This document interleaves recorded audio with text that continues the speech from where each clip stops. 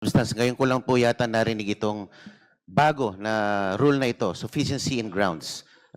Could you please clarify me on For the this? satisfaction of the Honorable Marcoleta, please allow the chair to read Section 7 of the Rules of Impeachment of the House of Representatives adopted by the 20th Congress of the Philippines. Section 7, Submission of Evidence and Memoranda.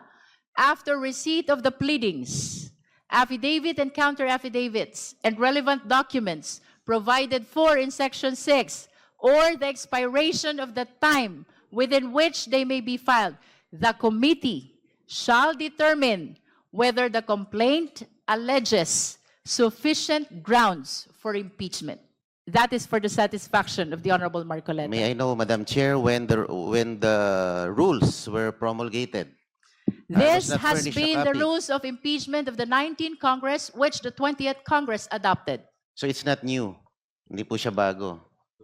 This nga- has been part of the previous rules, which were used during the past impeachment processes. Opo, kasi bago lang po sa akin yung sufficiency in grounds. Hindi ko po narinig yan sa mga dating proceedings. Yun lang po. Salamat po.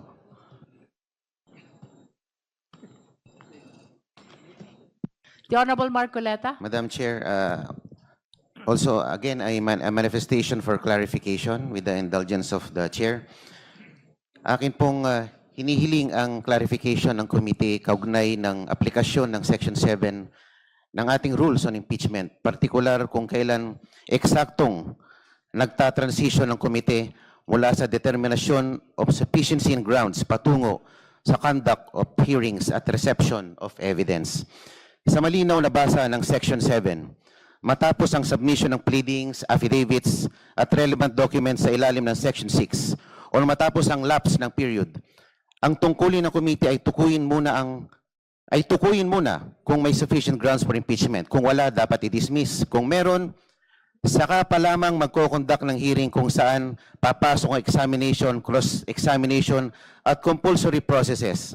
Kaya nais ko lamang malinawan, Madam Chair, kung ang mga tinatalakay at tinatanggap na materyales at references sa puntong ito ay para na ba sa determination of sufficiency in grounds o tayo ba ay de facto na nasa hearing stage na dapat ay nangyayari lamang pagkatapos ng ganong determinasyon. Ang paglilinaw na ito ay mahalaga upang matiyak na ang ating proseso ay nananatiling tapat sa ating sariling rules at upang maiwasan ang anumang persepsyon na ang komite ay lumalampas o naghahalo ng mga yugto ng proceedings na malino na pinaghiwalay ng ating rules on impeachment. Maraming salamat po, Madam Chair.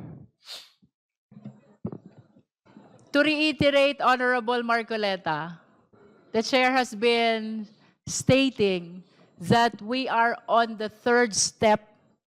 That is the determination of sufficiency in ground. So all these proceedings are towards determining whether or not sufficient ground exists to be able to proceed to this impeachment proceeding. It is only after the declaration of whether or not there is sufficient ground that we may be able to proceed to hearing proper. During the hearing proper, both the complainant and the respondent will be given opportunity to present their witnesses and their evidence. Madam, di po dapat we should have determined the sufficiency in ground before we voted for sufficiency in form and substance. Kasi we already voted for that. I wish to direct the Honorable Marcoleta to the rules of impeachment, Secretariat. Perhaps we need to provide him a copy of the rules. Again, the proceeding before the Justice Committee, Honorable Marcoleta, is summarized into 5. And you can confirm this from the rules of impeachment adopted by the 20th Congress. 1 is form, 2 is substance, 3 is ground, 4th is hearing proper, and 5th is the determination of probable cause. After that, we go to the plenary. Kindly look into the copy of the rules of impeachment, because everything that I am saying is strictly consistent with the provision of the rules. I will go check, Madam Chair. Thank you. Madam Chair, I encourage all members, even non-members, no, na sana po basahin po natin yung rules para hindi po tayo nalilito at nang sa ganun po ay maiwasan po natin yung mga tanong na maliwanag naman po sa ating rules, na nakasaad sa rules. Maraming salamat po, Madam Chair. Madam Chair. Madam Chair. The Honorable Ko. Thank you, Madam Chair. Similarly, gaya po ng ating manifestation sa third impeachment complaint, no, paano ba nai-impluwensyahan ng answer or ng sagot ni VP Sara Duterte itong fourth impeachment complaint?